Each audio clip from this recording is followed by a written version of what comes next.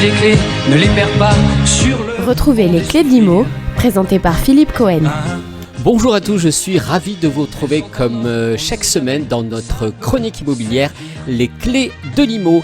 Cette semaine, nous poursuivons dans le domaine de la copropriété et nous voyons aujourd'hui les obligations du locataire. Les clés de l'IMO, c'est tout de suite, c'est maintenant. Les clés de l'IMO, c'est tout de suite. Alors pour ce qui concerne les obligations du locataire, quelles sont-elles ?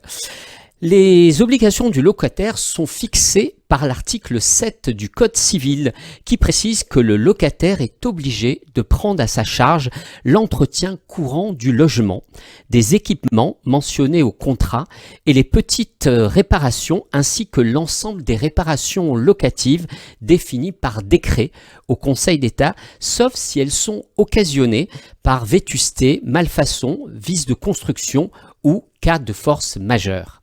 D'où l'importance de bien lister dans le contrat tous les éléments inhérents à la location, même les parties extérieures telles le jardin, la piscine dont le locataire a la jouissance privative. Alors qu'appelle-t-on l'entretien courant du logement et des équipements ? Pour cela, il faut se référer à la nature des réparations qui incombent au locataire dont le cadre est fixé par le décret du 26 août 1987. Alors, on définit les réparations locatives par l'article 1er.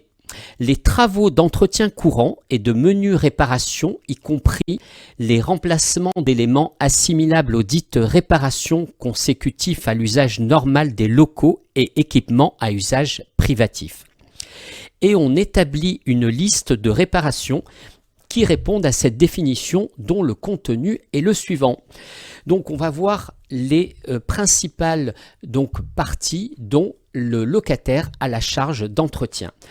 Tout ce qui concerne les parties extérieures, le jardin, la piscine, l'ouverture intérieure et extérieure, donc les portes-fenêtres, les vitrages, stores et volets, portails, les parties intérieures, murs, plafonds, cloisons, revêtements de sol, placards, menuiseries, les installations de plomberie, canalisation, WC, fosse septique, chauffage, éléments sanitaires, robinetterie, remplacement du flexible de douche par exemple.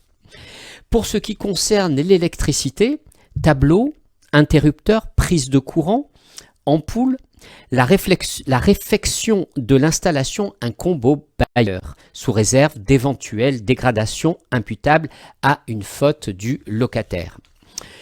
Les équipements qui figurent dans le bail, par exemple le réfrigérateur, la machine à laver, la vaisselle, le linge, le sèche-linge, pompe à chaleur, détecteur de fumée, dont l'entretien et le remplacement incombent au locataire. La jurisprudence est venue apporter des précisions sur ce qui relève des réparations locatives. La remise en état, par exemple, de persiennes métalliques et volets roulants n'est pas locative. Le remplacement des vitres sont à la charge du locataire. Le locataire doit maintenir propres les murs, les plafonds et remplacement des lames de parquet.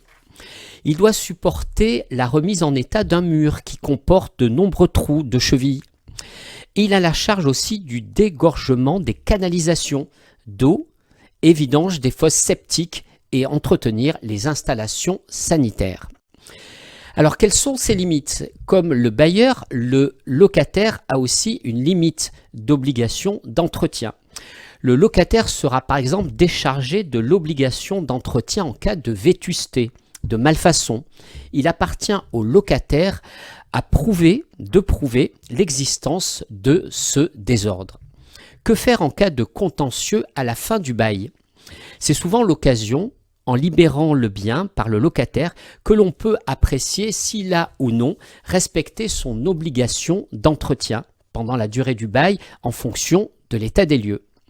Il faut savoir qu'en cas de contentieux, les tribunaux comparent l'état des lieux entrant et l'état des lieux sortant. Et il est bon que les deux états des lieux soient établis sous le même format.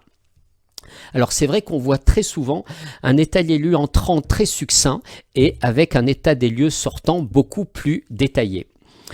Et dans l'appréciation des réparations imputables ou non au locataire, il sera bien évidemment tenu compte de l'usure normale des lieux à leur occupation et à la durée de cette occupation.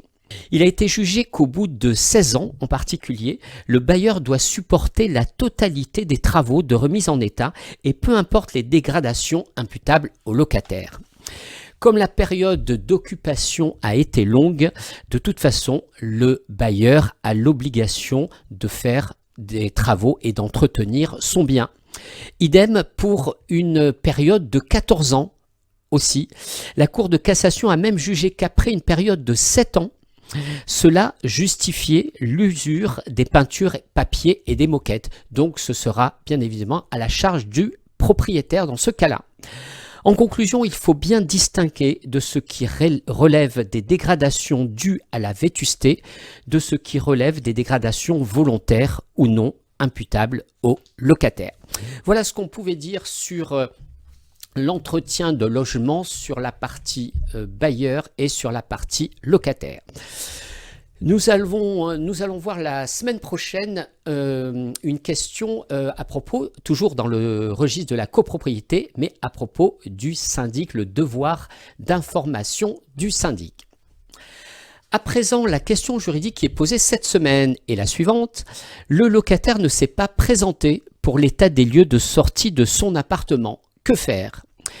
Eh bien, ceci est prévu par un article de loi, c'est l'article 3.2 de la loi 1989 qui stipule que l'état des lieux ne peut être, si l'état des lieux ne peut être réalisé dans les conditions prévues, il est établi par un commissaire de justice. Alors le commissaire de justice, c'est la nouvelle appellation de l'huissier de justice. Donc il est établi par le commissaire de justice à l'initiative de la partie la plus diligente, à frais partagés de moitié entre le bailleur et le locataire, à un coût fixé par décret.